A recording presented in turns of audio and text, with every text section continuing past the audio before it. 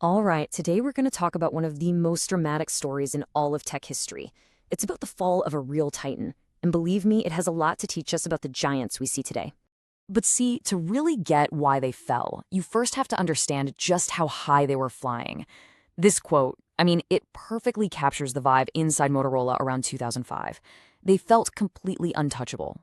They weren't just building phones, they were defining what a phone even was. And that right there, that's the central mystery we're unpacking today.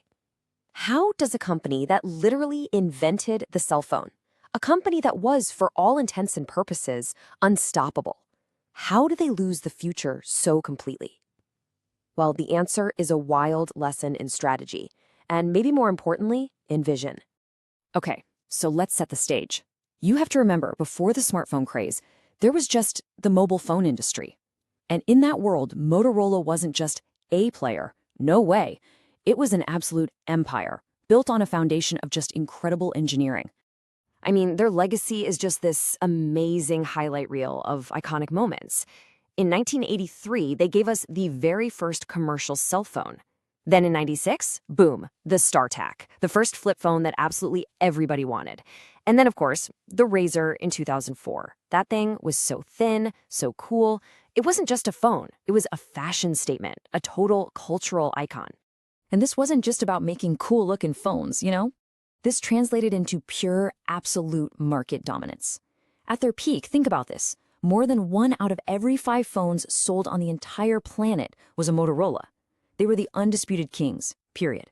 But then, things started to change. You could feel the ground shifting under the industry's feet. A whole new era was coming, and all the rules that made Motorola this massive empire, they were about to be thrown right out the window. And in 2007, a challenger arrives on the scene. You know the one. But here's the crucial thing to understand. The iPhone wasn't just a better phone. It was a completely different idea of what a phone was supposed to be.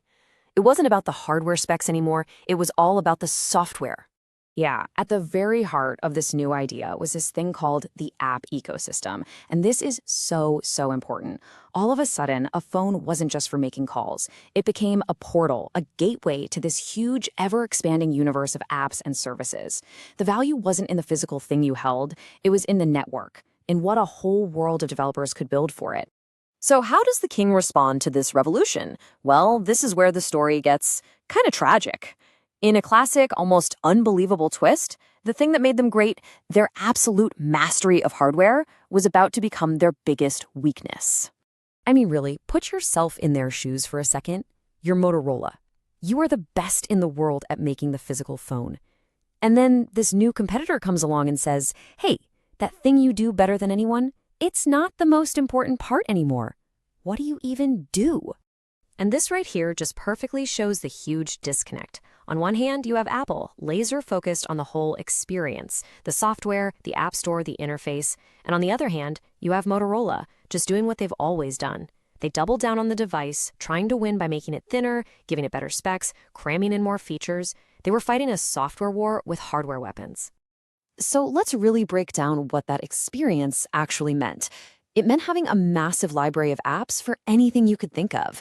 It meant your music was just there, seamlessly. It was an interface so easy that your grandma could figure it out. And maybe most importantly, it was a whole army of developers out there building new cool stuff for it every single day. That's what Motorola was really up against.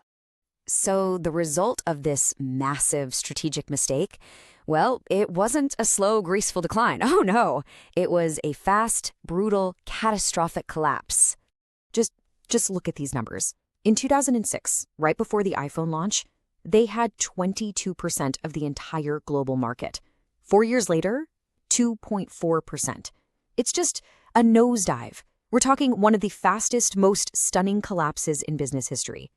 Now, they did try to fight back, right? They came out with a bunch of phones they called iPhone killers, but every single one of them completely missed the point. They were beautiful pieces of hardware, sure, but they didn't have that smooth software experience. They didn't have the apps. They kept building better hardware for a world that just didn't care about that anymore. The end of the line really came in 2011. Google bought what was left of Motorola Mobility for $12.5 billion. But here's the really sad part. Google wasn't buying them for their ability to make new phones. They were buying them for their old patents. Basically, they were buying the ghost of Motorola's past greatness.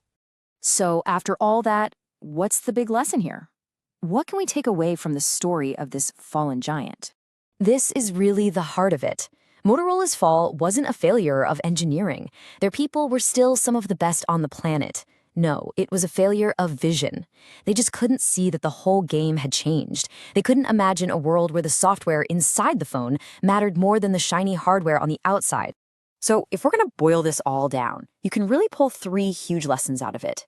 First, ecosystems beat devices. Every time. Second, your greatest success can become your biggest blind spot.